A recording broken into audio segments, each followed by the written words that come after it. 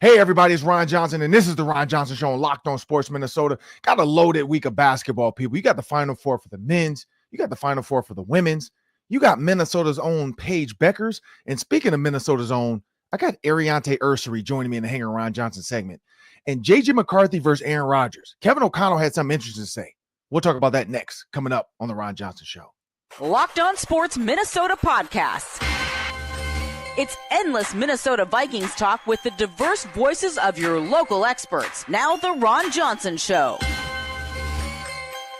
On the field, in the broadcast booth, Ron Johnson is Minnesota sports. He's played with them, hung out with them, and grown up with all the big names in Minnesota sports. They're hanging out with Ron Johnson. It's the Ron Johnson Show on the Locked On Sports Minnesota podcast. And it starts now.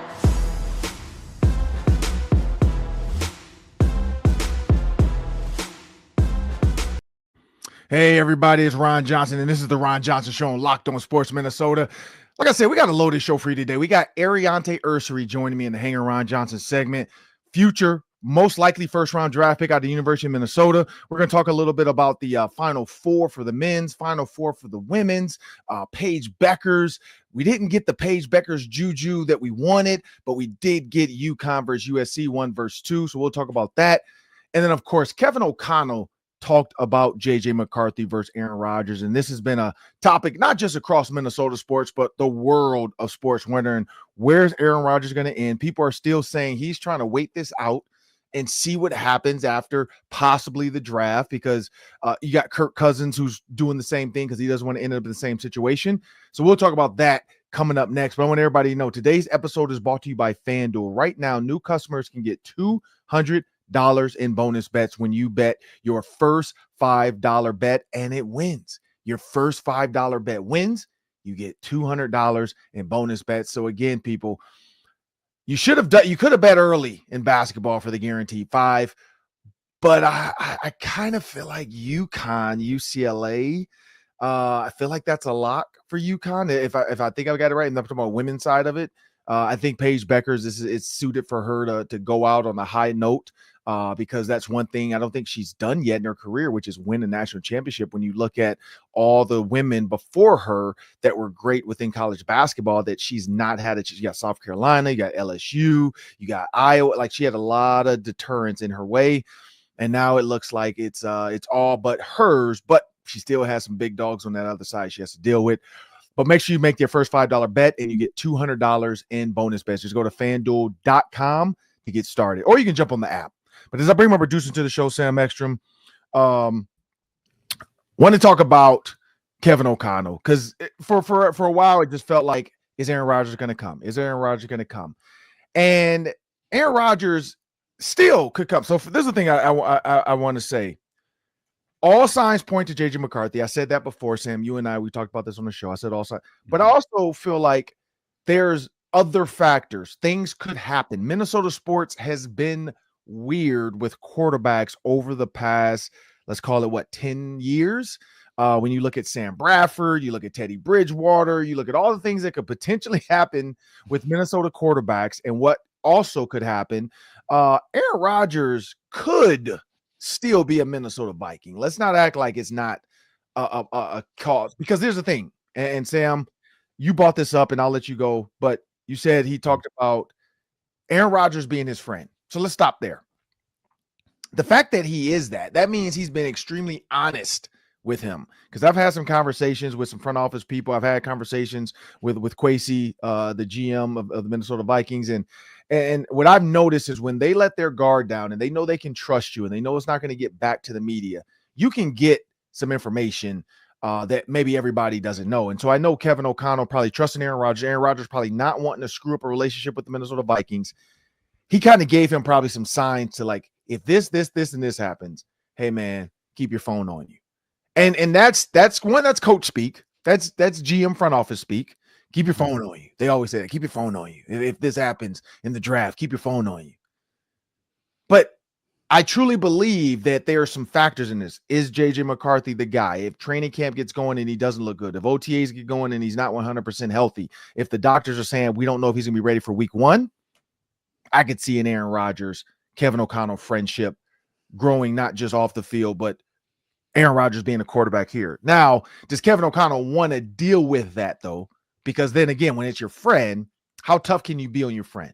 Also, Aaron Rodgers thinks he knows it all. So how much can you give Aaron Rodgers and make him work within your offense? So I think there's a power struggle of both of those dynamics of he is really good. I know I'm really good as a coach. I've turned Sam Darnold, Kirk Cousins, all these guys into great quarterbacks, Josh Dobbs. Could I make Nick Mullins? I mean, teams are still picking up Nick Mullins because of Kevin O'Connell. Mm-hmm. Could I do that with Aaron Rodgers? Probably. Would Aaron Rodgers be a problem if things don't go his way? Yes, certainly.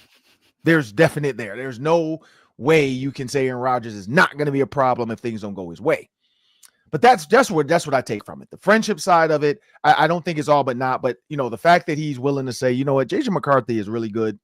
I do think we should move forward with him. I do want to give him the confidence to be QB1. I don't want to give it to him just yet, but I still need to find a guy like a Ryan Tannehill to be his backup. Sam, is there anything else from the Kevin O'Connell, kind of presser, I guess, that jumped out to you? Yeah, I mean, he really makes clear that Aaron Rodgers contacted us. He said, we happen to be one of those teams he reached out to. And when you're Kevin O'Connell, you were a player and you looked up to Aaron Rodgers. Mm-hmm. You are younger than Aaron Rodgers. You're part of that same quarterback fraternity. You're going to answer the phone. You're going to respect him enough to hear him out. And you might even say, you know what, Aaron, privately, this probably won't work out with the Vikings. But if you need us to, we will pretend to have interest in you if it helps you get a job somewhere else. Like, I could even see that taking place, like allowing that door to stay open just for Rodgers' benefit, so he can get more money elsewhere. But I think that enough talk occurred that eventually O'Connell had to kind of shut the door. And that's what he did yesterday. I thought he spoke about the fling with Rodgers in the past tense. We're excited about JJ. We're moving forward with JJ. He's done a lot of media down at the coaches' meetings talking about that, how pumped they are about JJ McCarthy. And it sounds authentic to me. And you're right, Ron. If there was a knee setback today for JJ McCarthy, Rodgers is probably on a plane to Minnesota. He probably is their number one backup option if McCarthy went down. But again, that's a big if, because it sounds like he's really healthy and in a really good spot. Yeah, and I think that's the key is the injury, is how healthy is he? How ready is he for day one of football? Is he ready to jump into this full bore? Is he ready to get out there? And so when you look at, here, I'll just read one thing from it. I think JJ was able to take some things out of that and be ready for the spring. The second part is true. Aaron Rodgers is a 4-time NFL MVP. And somebody who we had much respect for competing against him. And he happened to be at a point in his career where he was free to have some real dialogue about his future, what his future may look like. So again, I think that is Aaron Rodgers really trying to figure out, how do I end this? Because in the Sam, in every great athlete's, life, they want to go out on their terms and they want to go out on the high horse. Everybody can't do what Jerome Bettis did, Peyton Manning did, like win a Super Bowl towards the end of your career and then leave. Jerome Bettis did it the best, I think. Won a Super Bowl in his hometown, Detroit, Michigan. Decided to come back for that because if you listen to like Larry Foote, Antoine Randall, Plaxico Burress, all those guys talking about like when Jerome Bettis was thinking about retiring, they were like, man, you're going to retire already? Like, you do know the Super Bowl is in Detroit coming up, right? And for Jerome Bettis, there wasn't a guarantee the Steelers were going to make it. I have to look back. I don't even think they were like a top seed that year. They were like a 3 or 4, I thought, maybe, if not 5 or 6. And so when you think about the Steelers, winning that was the way to go out for Jerome Bettis. Tom Brady, won a Super Bowl with the Buccaneers. So he did have a second swan song with another team. Aaron Rodgers' second act has not been great. Let's be real. Like it's been an absolute disappointment. Not just for us, for him. I know he's disappointed, like the Achilles, and then just not like winning, doing all the dramatics of getting Devontae Adams out of LA or Vegas, Just the dramatic unveiling of Davante Adams in New York on the Pat McAfee show. Like, just everything was very, very just elongated, and it came up with zero effectiveness. Zero. Like, the Jets were the same team with Zach Wilson as they were with Aaron Rodgers. Now, confidence level, selling tickets level, yeah, the Jets way better with Aaron Rodgers than Zach Wilson. But on paper, when you look at the wins and losses, they would have saved themselves a ton of drama, a ton of money, and maybe Zach Wilson would have figured it out. Who knows? Who knows? But I do know Aaron Rodgers for sure reached out to Kevin O'Connell and the Vikings, as any athlete would do. Like, that's what guys do. They reach out to different teams and see. And I'm pretty sure the Vikings weren't the only team he called. He probably called some other potential contenders. The one contender, which they're good now, I think that he wish, maybe he hadn't ended it the way he did, is the Packers. Like, that would be a great story if he could have went back to the Packers. But Jordan Love ended up being good, and Aaron Rodgers did his job. Like he said, my job is not to get him ready to play football. My job is to go get ready for football. He said that multiple times. And let's be real, he got that from Brett Favre. Brett Favre had the same feeling about Aaron Rodgers. Like, my job is to win football games. My job is not to get this guy ready to take my job. And so that's just that I feel like Michael Jordan would have done the same thing. Like, if Michael Jordan was a Chicago Bull or Washington Wizard, but a Chicago Bull, and the Bulls went out and drafted, let's call it Derrick Rose or Penny Hardaway, Michael Jordan's like, I'm still trying to win championship. I'm not about to sit up here and teach this young guy how to take my spot. Or Kobe Bryant. If the Bulls had drafted Kobe Bryant, Jordan would have had the same, like, look, young fella, like, just watch me. I'm not about to sit up here and coach you up. Just watch me. And that's what winners do. That's what absolute killers want to do. Like, Aaron Rodgers is one. Brett Favre is one. Michael Jordan was one. Like, there are some guys that just don't truly believe their job is to help the guy taking their job. Like, it is what it is. It's life. But Kevin O'Connell knows JJ McCarthy, he can get a lot out of him. He's young. He could be mobile. We'll see how this knee comes back. But mobile, made some throws at Michigan, didn't have the weapons at Michigan that he has here with the Minnesota Vikings. So I think Kevin O'Connell's just trying to put that to bed so everybody can kind of relax.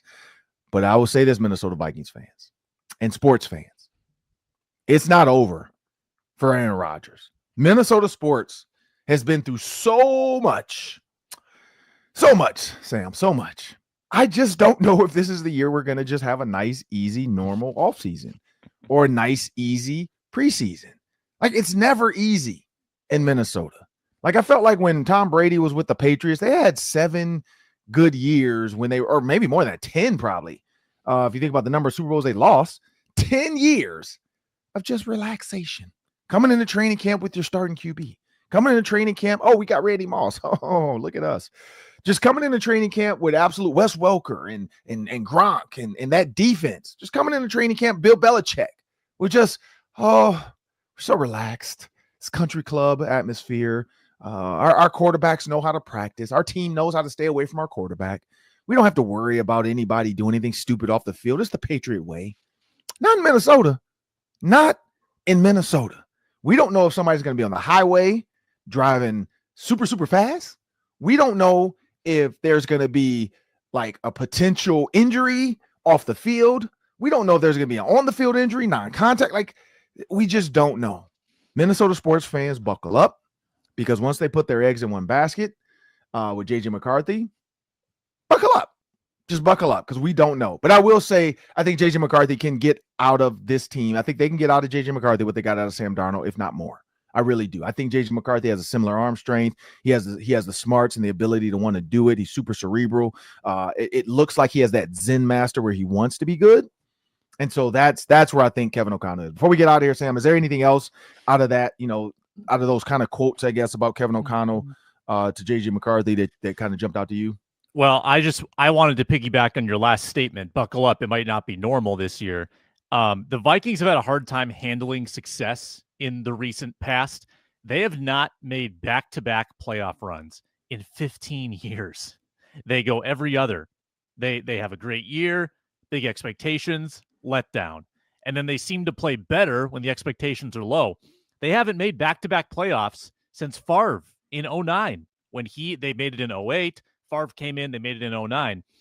And they haven't made it back-to-back with the same quarterback in I don't know how long. I mean, we're going back to Randall Cunningham, potentially, or even earlier. It's been a long time since the same quarterback got them to the playoffs back-to-back years. So expect the unexpected. That's all I want to say.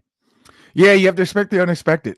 And again, I'm excited about JJ McCarthy just because of the youth, the money they have to build around him now. And again, I think I keep going back to Ryan Tannehill. I know there's some other potential quarterback options out there. Could be maybe a free agent guy as far as college guy just to come in and be a guy. Like there's a lot of options where the Minnesota Vikings have to. I mean, they have technically one quarterback right now, so they have to get to training camp with 4. And so my guess is there will be 1 or 2 free agent college guys that aren't drafted. I don't see them, not say wasting, but spending a 7th round, a 6th round pick on a quarterback. I just don't see the value in that. But I could see like a Ryan Tannehill and then maybe like another older backup that's like, hey man, we have $1 million for you, whatever the minimum is, $840,000 for you. Can you just come be QB3 and help them learn? But also if all hell breaks loose, you're there to help us out. But I'm Ron Johnson. That's Sam Ekstrom. Coming up next, we got the Hang on Ron Johnson segment. Hopefully, we got Aireontae Ersery joining us, and we'll do that after a word from our sponsors.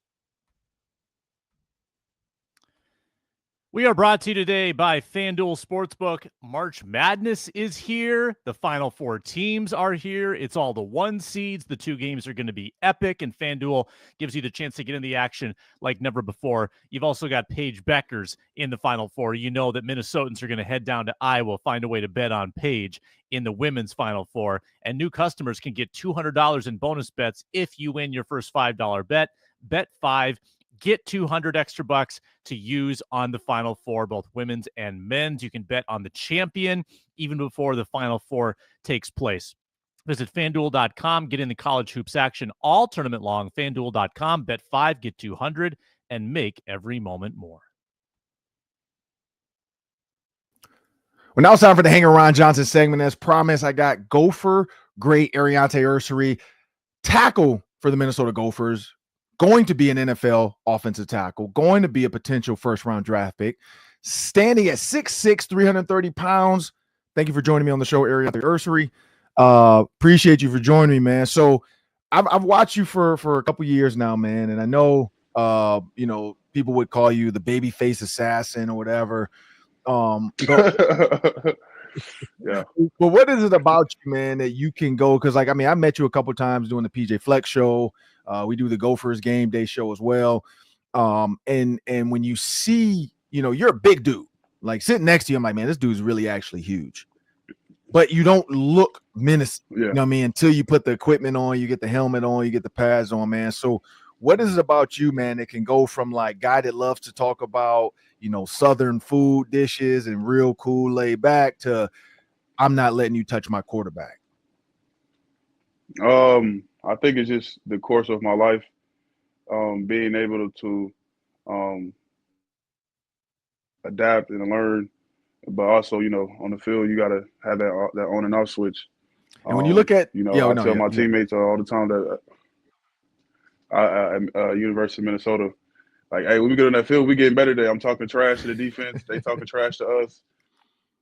You know how Coach Cal is. Coach Cal said we're going to put a disco ball in the defensive line room. So just having that edge at all times on and off the field, like we always competing with each other.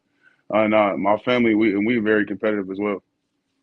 And you said something that I like there about, the disco ball. People don't understand, it's going to be a party, and we're dancing over here. But, and again, you're a guy with good feet.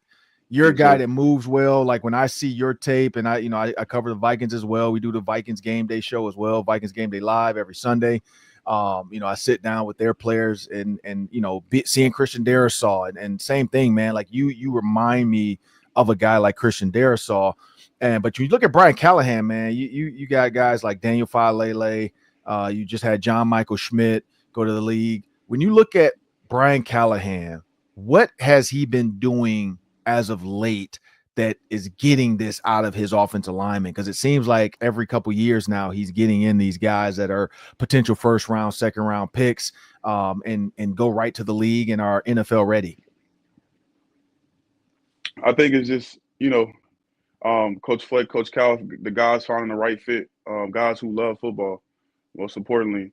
And, the coaches are passionate, and you got to have players that match that. So, and it just all falls together, you know what I mean? So, Coach Cal is very demanding. You got to go in there with, your head down, be humble, and be ready to get coached hard. And that's the difference between him and a lot of other different coaches. He focuses on the small details, and he's a great teacher that he can make it real simple for, especially for all the young guys that's coming in and guys that turn into be pros. And you picked Minnesota. So, a lot of guys, some people don't have the opportunity to pick the school they want to go to. They only have one or two offers, or they're like, look, this is the only school that offered me.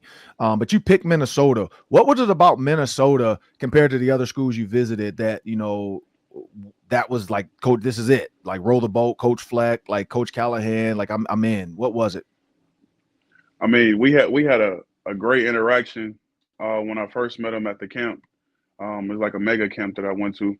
And they were like, hey, we're serious about you. We want to get you down here as soon as possible so you can see the campus and see your new home.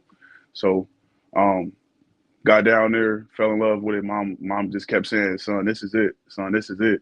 And I was like, you sure, Mom? And she was like, yeah. I was like, all right. Yeah, we rocking with Minnesota then. Let's do it.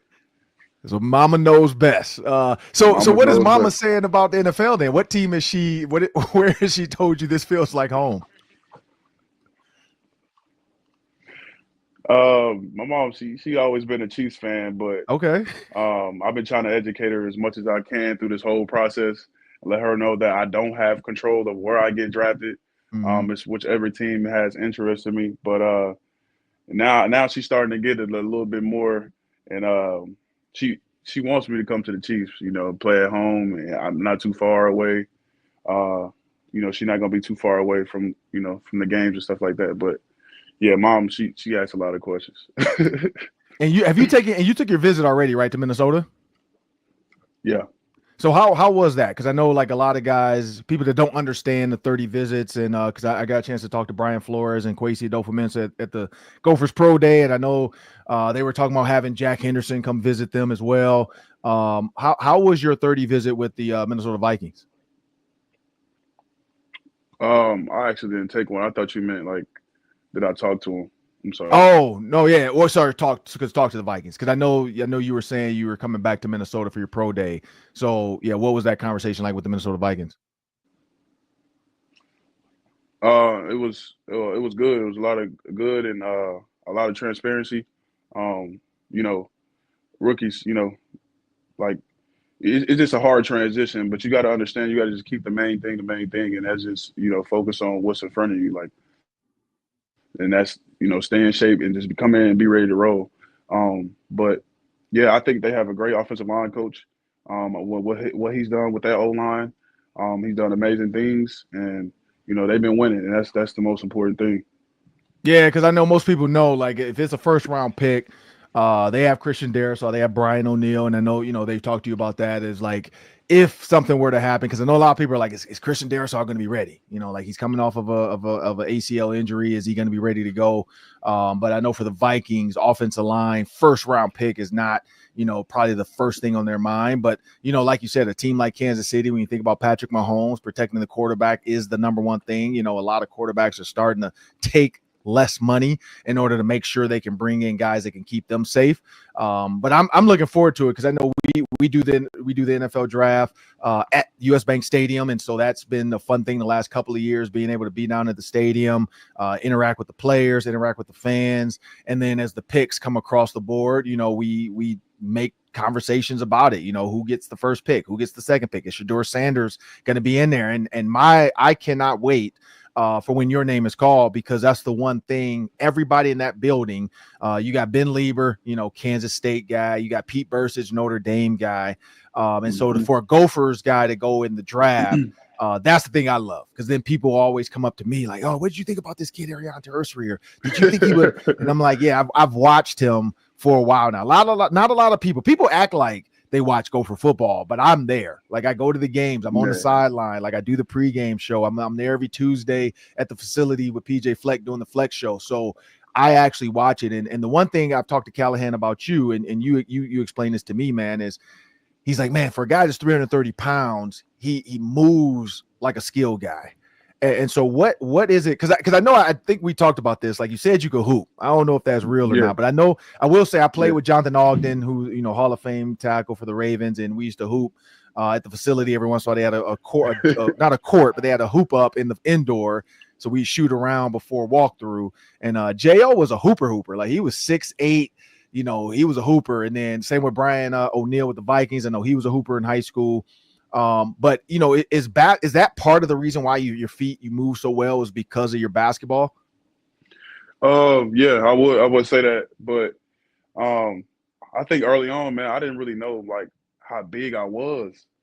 Like, I was blocking and moving like, you know, like a smaller guy. And I remember Coach Cal, you know, coaching me up and telling me like, hey, play big chest.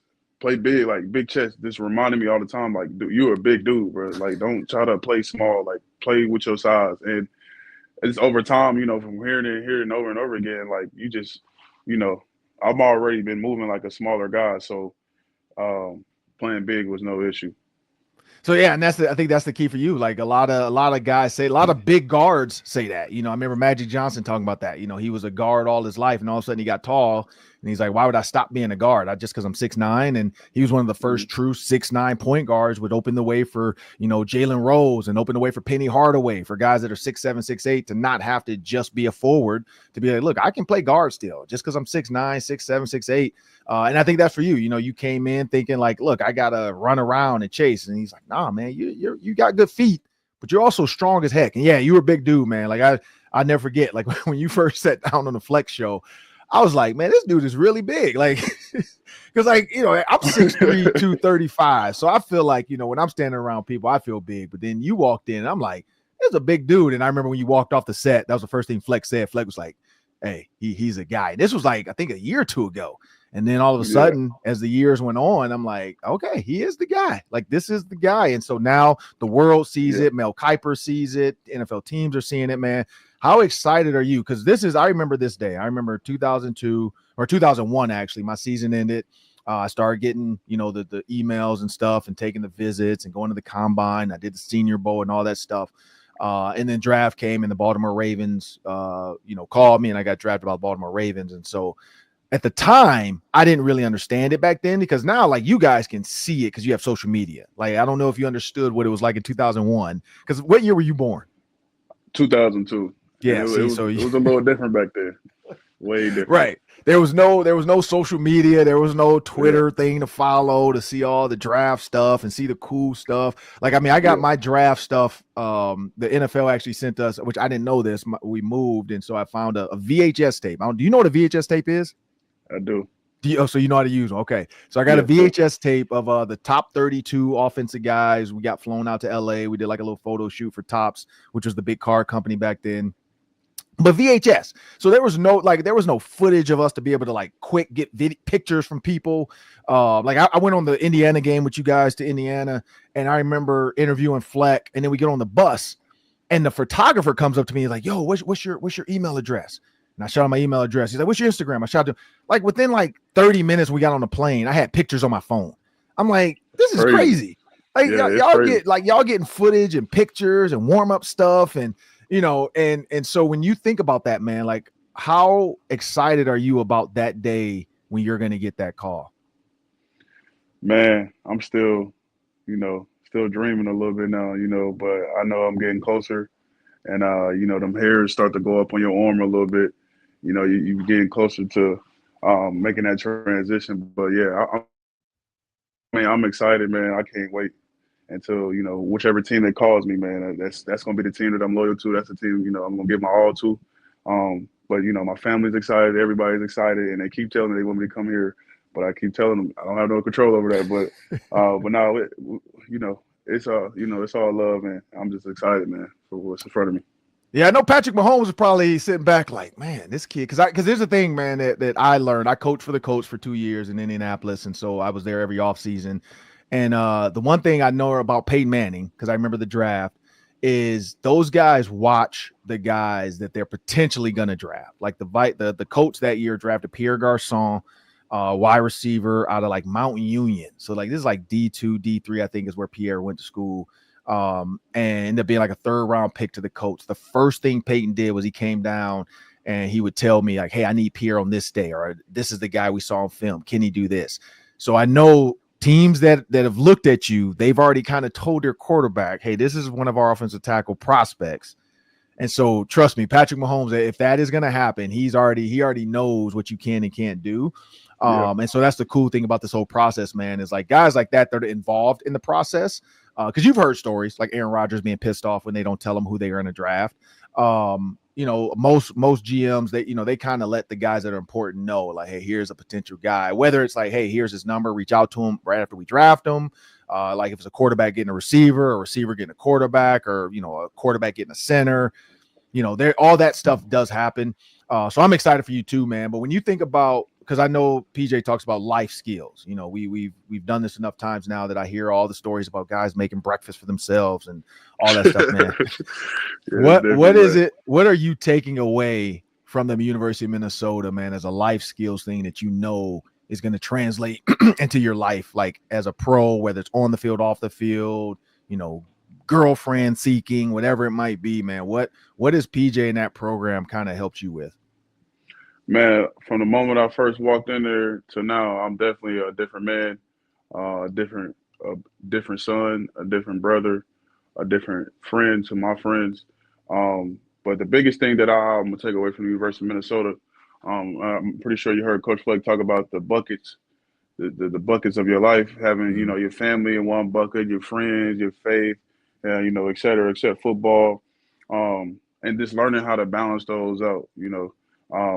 It's a different age now, guys, sometimes they worry about the NIL and stuff like that. Like what kept us going was like, we didn't care about none of that. All we cared about was playing football at the end of the day, and everything else was going to take care of itself. So that's the mentality I'm going to take once I transition to the pros, is just keep the main thing, and everything else is going to handle itself. Cause I'm a very religious person. So, it's already been written, what God got in store for me. So all I got to do is just stay the course, keep my head down, and stay humble.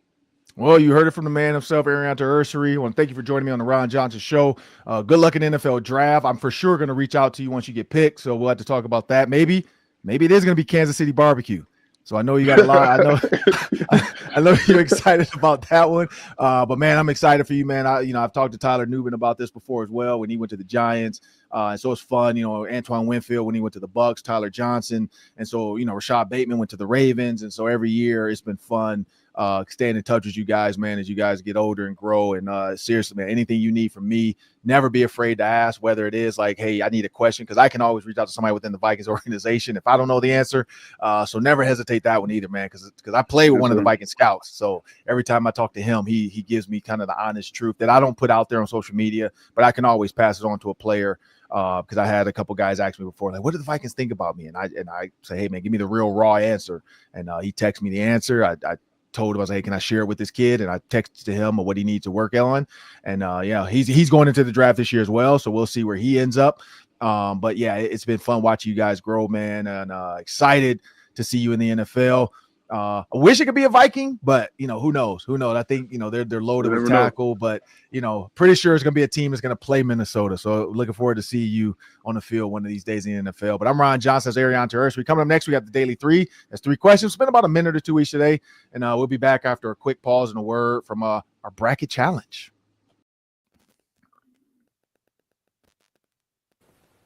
The NCAA tournament is here, and so is the Bracket Breakdown. Locked On Podcast Network and Amazon Fire TV channels are teaming up to deliver NCAA tournament coverage like never before. Watch studio shows featuring former players and Locked On's local experts as they guide you through every upset, buzzer beater, and bracket matchup. Stream it all for free on Amazon Fire TV channel. Search Bracket Breakdown to see it all for free. It's your team every day.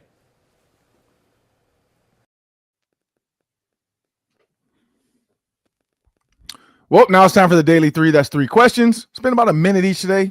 Take it away, Sam. Ron, I got to get your take on this. Sunday night, the bad boy Pistons made an appearance at Target Center. There was a brawl between Naz Reid, Dante DiVincenzo, Isaiah Stewart. The coaches were getting into it. 7 people were ejected. What was your reaction? Well, it felt like the 80s. I will say that. But the one thing about fighting in the NBA right now, do it. Fine. Like, I honestly, like, I mean, when you think about hockey and how hockey, like, that's part of their game. Not to say throwing punches for basketball is good, but, you know, a little brouhaha, a little bit. Like, I don't think there were any punches thrown. There were guys grabbing. Looks like Naz Reid was tuning up whoever under the pile. Stewart came in and tried to be a bully. DiVincenzo pushes him. There's a weird picture. I don't know if you saw this, of like Stewart grabbing the mid area of DiVincenzo, but of course that's just a screen grab of like just a quick blip of what happened. So I don't know if that's like the push or what, but it does not look good. It looks like if I'm DiVincenzo, I'm suing him for aggravated assault. But no, I mean, the good thing is the Timberwolves won. And then I saw after that, they trolled Malik Beasley with his little 3-point, shimmy celebration. But you know, that's, I hope maybe that's what wakes up the Timberwolves. Like, I think they needed something to come together. Like, I think Rudy got choked up last year.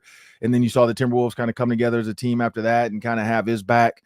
Maybe this is them showing like DiVincenzo is part of the team now. And, we got to have his back. But yeah, those things happen. Two good teams.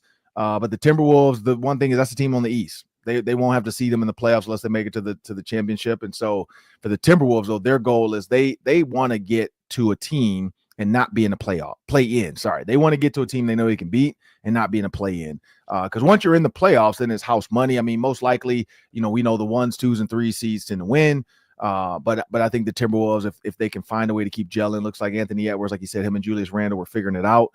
But nothing wrong with a good fight. Like, honestly, I think it felt like when I looked at social media, every fan at the game was completely entertained by it. Nothing too crazy. Wasn't a malice in the palace with the Pacers and the Pistons. But I mean, that's just, the Pistons have been that way. You got the bad boys, and we know Stewart has had his issues. He chased LeBron James down. He's gotten in, somebody showed other stuff with the Pistons fights. He's gotten into fights with other guys. And so it's what they do. And that's just kind of the blue collar nature of the team. I don't know. What are your thoughts? Yeah, it's just fun to see the way the Timberwolves played mad for the 2.5 quarters after the fight. I don't know if I've seen them play more united, more just playing harder than they did in that game after the fight. So super good wake-up call. Maybe it was a galvanizing experience for them, like you said last year with Rudy getting choked by Draymond Green. But yeah, the Timberwolves just need someone to fight them to wake up. Exactly. Let's talk about men's and women's Final Four. So the men's first.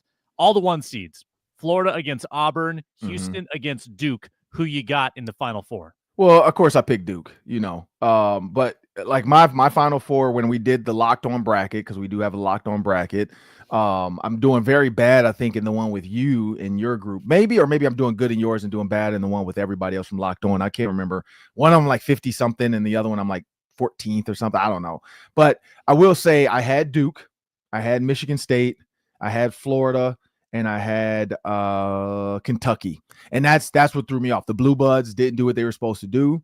I thought Gonzaga would help me out with Houston. Houston actually, made it far last year, but I was like, can they do it again? They did it again. I was expecting a potential upset. None of the ones got upset. You got to the I could have literally done, and this is what makes me mad the most. Every year before this, I usually always do a bracket where I just pick the top seeds to go all the way, and I just take them all the way. I'm like, I'm not doing that this year. I'm not going to do that. It never works for me. Every time I do that, somebody loses. Purdue knocks somebody off. Wisconsin knocks off a 1 seed. Gonzaga knocks off a 1 seed. No, not this year.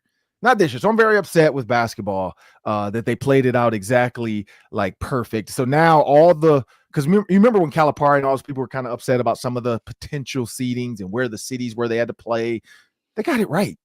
This is the 1 year you can say they got it right. All the 1 seeds made it. The committee got it right. I don't think we've ever said that, because every time it's like, oh, see, I told you so-and-so should have been over there. They shouldn't have had to play them to get to the Final Four. The committee got it right. I think every game kind of looked like it was supposed to look. There were no like, whoa, I can't believe this team is a 1 seed. None. Even like the Michigan State Auburn, I thought that was going to be closer. It was 8-23, Sam, at the start of that game. I don't think Michigan State could have shot any worse besides staying in bed and not showing up. Like 8-23 to start that game. It was over before it was over. And so, yeah, I got Duke. Who do you have? Yeah, I think it's going to be awesome. I want Florida. I like Florida's shooters. The way they came back and won that game late. I can't remember who they come back on to get here. They had an incredible shooting display. Walter Clayton Jr., number one, their smaller guard, looks like Steph Curry. And then they've got that big wing, Thomas Haug, who can shoot it as well. Exciting player. I like Florida the most, but I think that Houston defensively might be the one team that could stifle Duke. I think it's going to be a really good game on Saturday night. Because your question to me, I remember when you asked me about my bracket and I said I had Duke, and you said, would it change your mind if Cooper Flag didn't play? And I was like, yes, it would. Like, Duke can shoot the ball. I mean, I don't know if you watch. I watch Duke basketball. They shoot the ball well. Like, as a team, they move the ball around. John Shire seems like he's bought the old Coach K type of motion offense back to Duke. Even though Cooper Flag looks like he's going to be a one and done. I mean, he's really good. They all play within the scheme of the game. And I don't know if they've gotten another guy like Cooper Flag that's going to commit to Duke and come in and take them to the Final Four again and potentially win another national championship. But that he definitely changes the game. And there's another person, and we'll talk about that one next. So what you got next?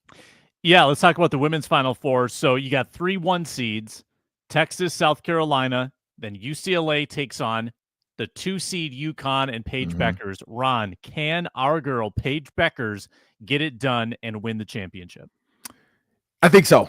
I do. So here's my problem though, and correct me if I'm wrong. South Carolina, Florida on the other side, right? And then UCLA, UConn on the South Carolina, Texas on the other side. South Carolina, Texas, and then UCLA, UConn. UCLA, UConn. I think they could beat UCLA. I do. Paige Beckers, Gene Auriemma had the best quote ever. He said, I don't forget who they were playing. Not this past game, but the game before this one. He said they were leaving Paige. Not USC didn't. They're not dumb.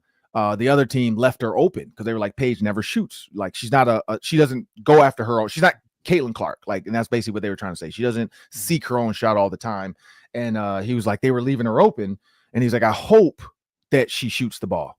And then the person interviewing him is like one of those halftime interviews. She's like, so what did you tell her? He's like, I told her to shoot the ball, but she doesn't listen to me. So can you go tell her to shoot the ball? And then what happens in the fourth quarter? I think she scores like 15 straight points in the next quarter, third or fourth quarter, something like that. Like, she had like a record for points in the quarter. And so Paige Beckers, I've seen her do it at Eden Prairie High School. You know, she played Eden Prairie versus Hopkins, and same thing. First half, Eden Prairie was, I don't know if they were up or it was tied, but it was just close. Second half, she just took over. She Euro stepped through a couple girls. She had a couple big threes. I mean, she can fill the bucket up when she wants to. And so I think she can get past UCLA. The question is going to be on that other side, whether it's Texas or it's South Carolina. I think it's going to be South Carolina. South Carolina, just like they did Caitlin Clark, they are long. They are long, and they all can guard, and they are quick. Their guards are just as quick as UConn's. And so Dawn Staley has, I think, 11 McDonald's All-Americans on that team. That means one girl isn't even in the 10 rotation, and she's a McDonald's All-American. They have 11. And so when you look at that, I mean, I forgot the girl's first name, but Johnson she's from St. Michael Albertville. She's up there. And she's on the South Carolina team. You know, like, and she's a Minnesota girl as well. So it's kind of like you got a Minnesota girl on both sides if it's South Carolina versus UConn. But I would like to see, because Johnson, she already won one last year. She has another chance to keep up. She's only like a sophomore. She's a true sophomore. I'd love to see her be able to come back. No, I think Raven Johnson is the guard. I forgot the other girl's name. Tessa Johnson is Tessa Johnson. Yeah, it is Johnson. Yeah, I thought so. I thought it was two Johnsons because Raven Johnson, you got Tessa Johnson, and so she is from St. Michael Albertville. So she has another chance though. She's like a sophomore, so she'll have a chance to come back and win 2 more later after Paige leaves. But it'll be great for Paige to go out on a high note and then potentially be the first pick in the WNBA draft. And so yeah, I think she can get it done because when she wants to take over at 6 foot guard, she's a matchup nightmare for some of those smaller guards, and she's willing to put her back to the basket, get in the post. She has a little turnaround game, so I think they can get it done. But I don't know, Sam, do you think she can get it done? Well, FanDuel thinks she can get it done. Right now on FanDuel, UConn women favored of the 4 teams. They are favored to win the championship, and they are 8.5-point favorites against UCLA. So clearly, the last 2 games where they crushed the 3 seed, they crushed the 1 seed, they got a lot of respect right now because of what Paige is doing. And the one thing I'll say about her, when you think about everything she's been through, the knee injuries and all the stuff, like this would be a great story for her to hit the league and be great. And it's in. And the other thing though, and the important thing I was going to say is, you say with Cooper Flag, without Cooper Flag, would Duke go? No, without Juju. There's no Juju Watkins. There's no way UCLA was going to be able to get past UConn. I think Juju would have changed that game. We didn't get the Juju Watkins versus Paige Beckers. That's what the world was hoping for. And then it would have been all the number 1 seeds on the women's side, which that normally happens. Like I think they say like a 1 or 2. Nobody outside of a 1 or 2 has won the women's national championship. Like, I don't know, like ever maybe, or like, I don't know. They put the number of years up on the screen when they were talking about that. And so a 2 is 1 and 2s again. Like, even though there's been some higher seeds that made it to maybe the Elite 8 Final Four, they've never won it. And it's always been a 1 or a 2. And so Juju would have been the other one. Like I said, I think with the way she scores, her size, her ability, because Paige Beckers probably doesn't guard Juju. It probably is somebody else. And that would have been a tough matchup for UConn to handle her scoring, because she shoots from outside. She drives.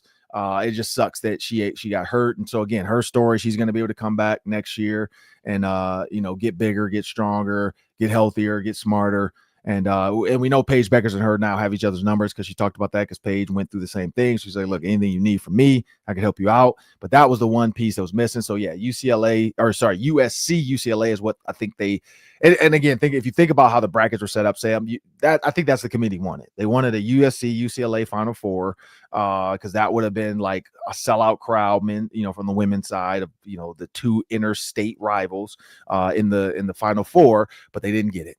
UConn upset them. Juju got hurt, and so it is what it is. I know USC's coach tried to instill all the confidence in the team. He's like, we're bigger than just Juju. Okay. Good luck. But I'm Ron Johnson. That's Sam Ekstrom.